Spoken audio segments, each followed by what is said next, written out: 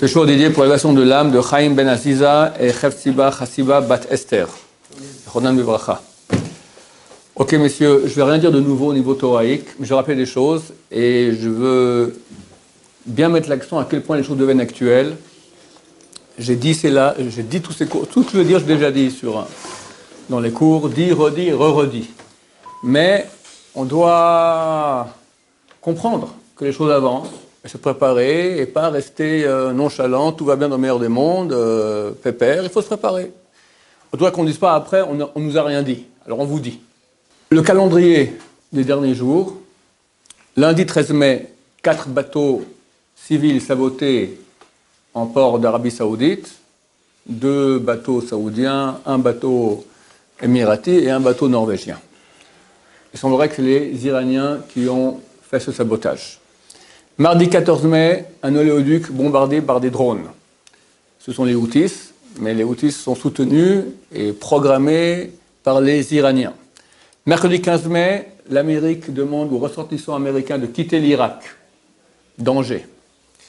Jeudi 16 mai, tous les jours, jeudi 16 mai, le major Hossein Salami, pas Salami, Salami, qui a été nommé à la tête des forces de garde révolutionnaires le mois dernier, annonce « Nous sommes au bord d'une confrontation à grande échelle avec l'ennemi. Ce moment de l'histoire, c'est parce que l'ennemi est entré dans les champs de la confrontation avec nous, avec toutes les capacités possibles, est le moment le plus décisif de la révolution islamique. » Shabbat, 18 mai. Les États-Unis mettent en garde les compagnies aériennes contre un risque dans l'espace aérien du Golfe Persique. Ne passez pas au-dessus du Golfe Persique, on peut vous descendre par erreur. Des gens pourraient vous descendre par erreur. Aujourd'hui, un Katyusha atterrit pas trop loin de l'ambassade américaine à Bagdad. Trump réagit. Si l'Iran veut se battre, ça sera sa fin officielle. Il conclut, plus jamais de menaces à l'encontre des États-Unis. Et réaction il y a quelques minutes de l'Iran, si les États-Unis nous touchent, en 30 minutes, on rase Israël, Hachem Mishmor, à Far les Poumaïo, de la terre dans leur bouche, Bezrat Hachem. Je pense que nous sommes très proches d'une grande confrontation. Est-ce qu'il y aura la guerre ou pas? Je l'ignore. Un certain Kedar, qui est un des plus grands islamologues ici en Israël, enseigne à Bar Ilan, le professeur Kedar, qui était au service d'enseignement auparavant, a dit qu'il n'y a aucune autre échappatoire que la guerre. Il peut se tromper, ce n'est pas le bon Dieu, mais les choses avancent à vitesse fulgurante. Alors il y a un Tosfot, les rabbins francophones de France.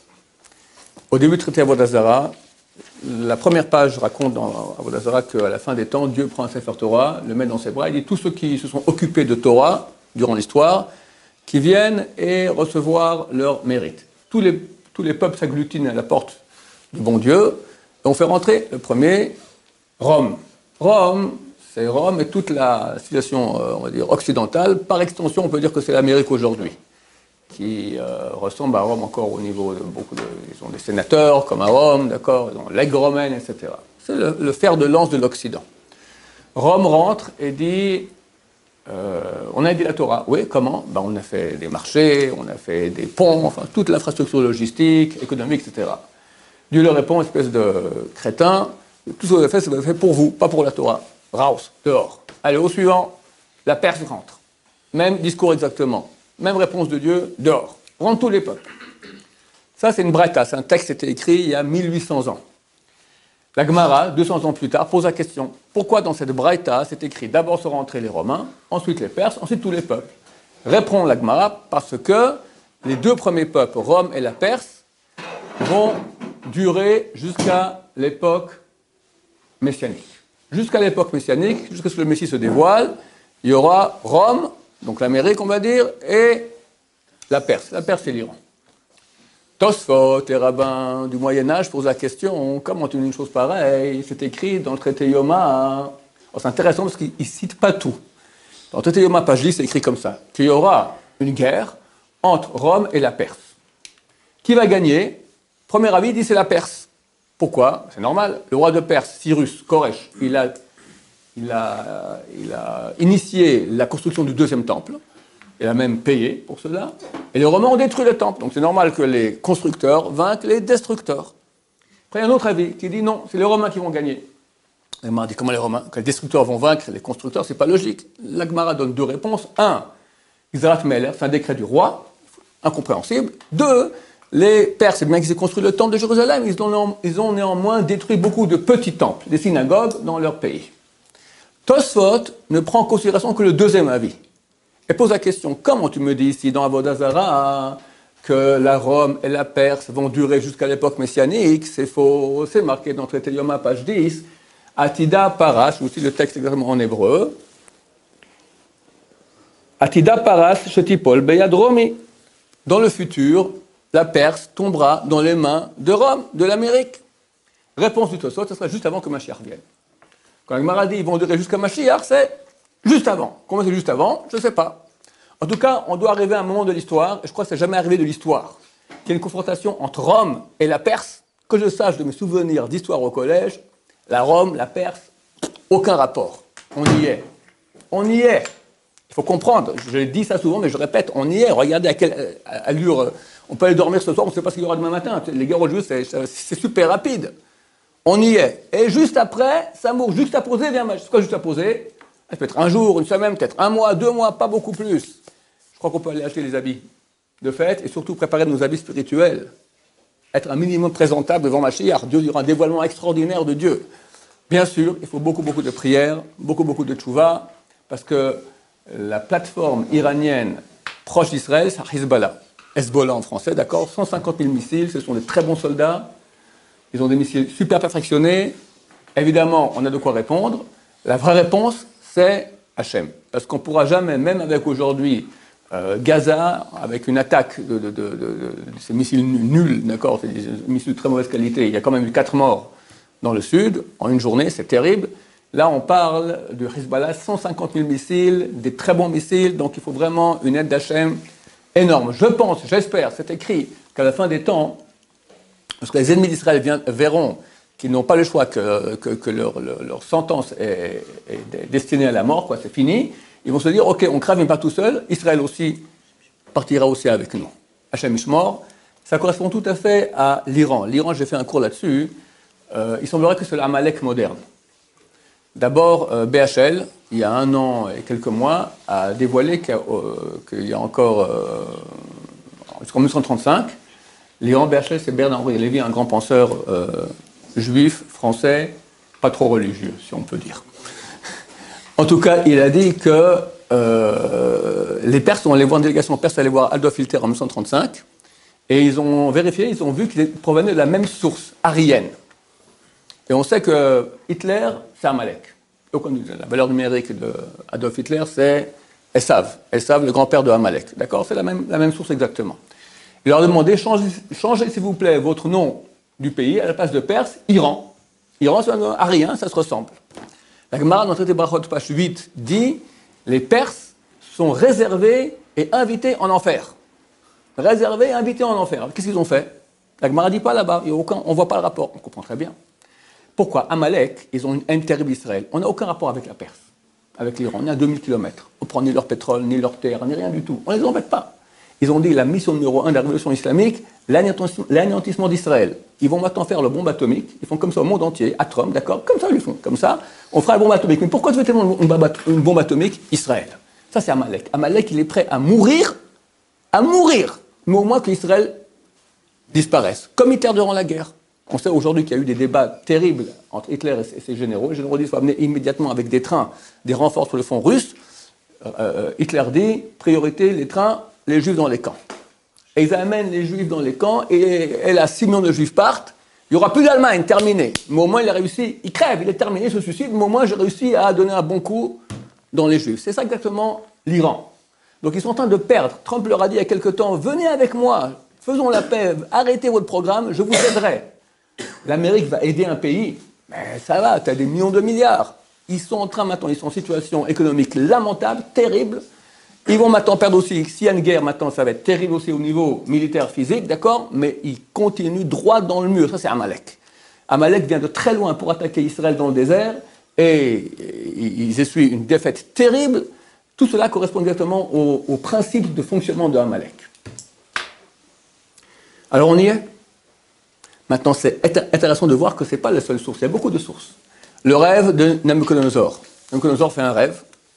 Il voit une très grande statue. On voit la tête en or, la poitrine en argent, le ventre en airain, en cuivre, les jambes en fer, le bout des jambes, moitié fer, moitié argile. Une petite pierre venue sans intervention d'une main humaine touche le bout des pieds et toute la grande statue s'écroule. Il ne sait pas ce que c'est, il invite tous ses devins, les devins ne savent pas ce qu'il c'est, il s'énerve contre eux. À la fin, Daniel lui dit, écoutez, laissez-moi 24 heures, je reviens avec le rêve et son interprétation. Daniel revient, lui dit le rêve, parce que j'ai oublié de dire que Nabucodonosor n'a pas dit ce qu'il avait rêvé. Il voulait que les devins devinent cela, ils n'ont pas réussi. Daniel lui dit, voici ton rêve. Nabucodonosor lui dit, banco, extraordinaire, je t'écoute maintenant pour l'interprétation. Il lui dit, Dieu t'a montré l'histoire. Toi, tu es la tête d'or. En fait, Dieu, il régnait à Jérusalem, était le maître du monde. Toi, Nabucodonosor, tu es le premier empereur qui a un empire aussi grand dans l'histoire, du moins dans la région. Tu es la tête de cette statue qui représente la force physique, militaire durant l'histoire.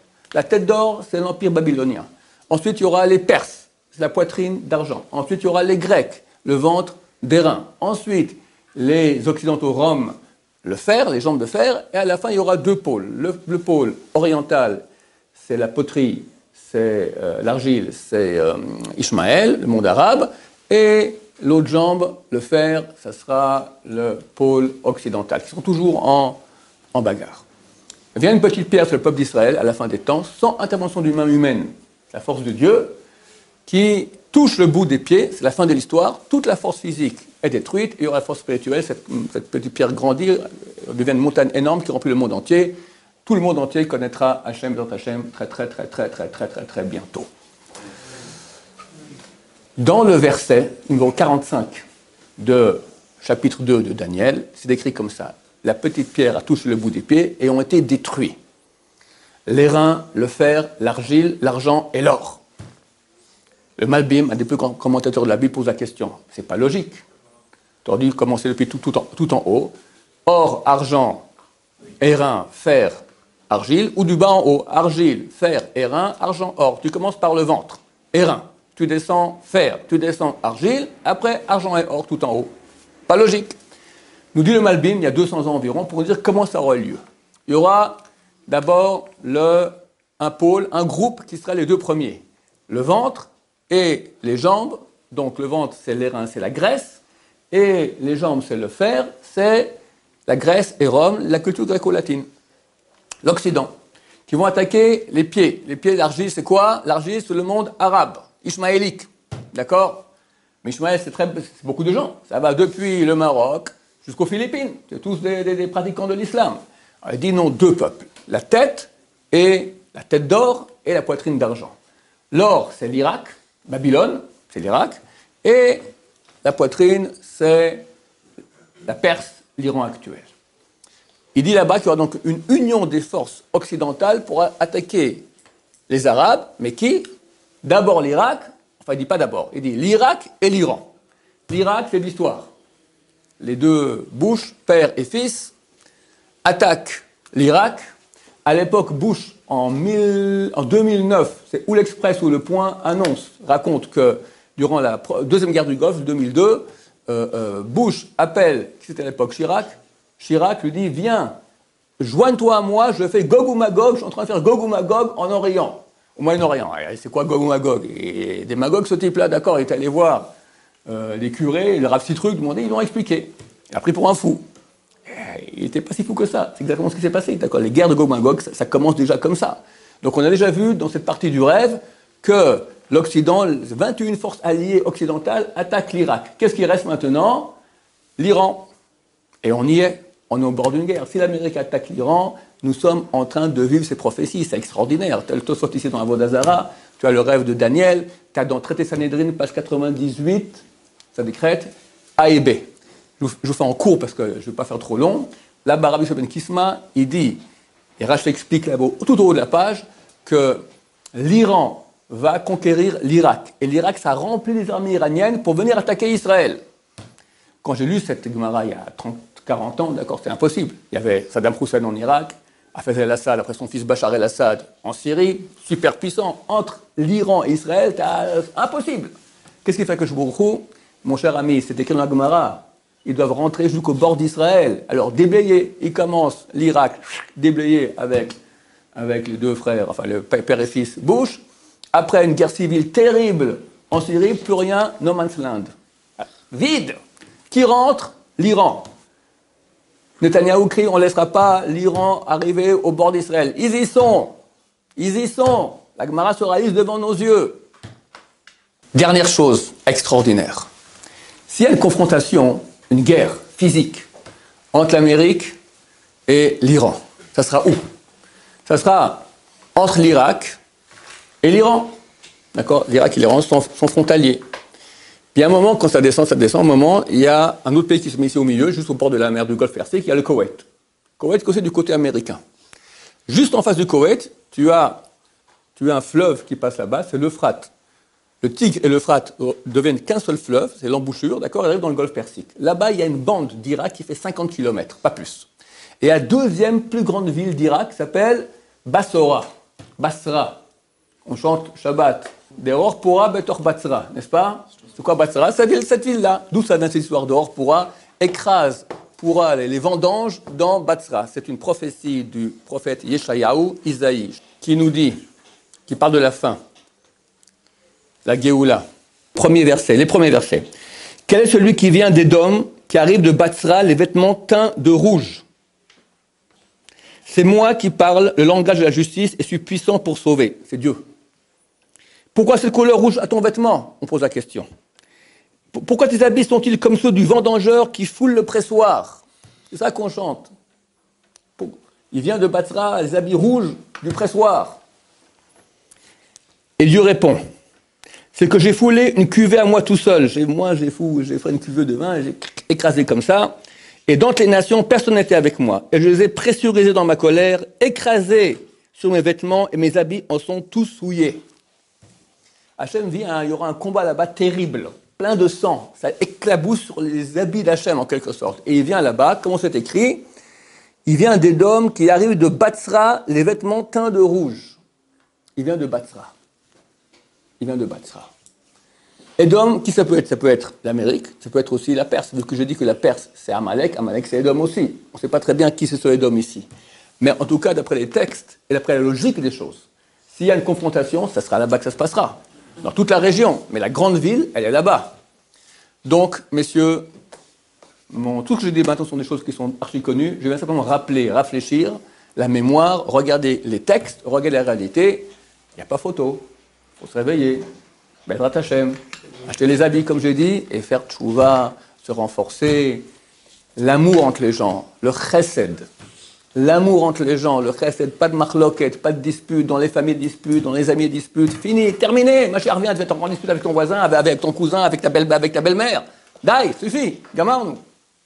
Faire tchouva sur les yeux, sur les mauvaises pensées, étudier, Bezrat Hashem, très bientôt j'espère, c'est que je me trompe toujours. J'ai fait un cours aussi puissant seulement en 2008, en 1998, avant mon mariage, j'ai annoncé à ma fiancée, venez appliquer à Pessah, ma chère vient. Ils sont tous venus, la grand-mère, l'oncle, tout le monde est venu. Mais une fois, j'aurai raison.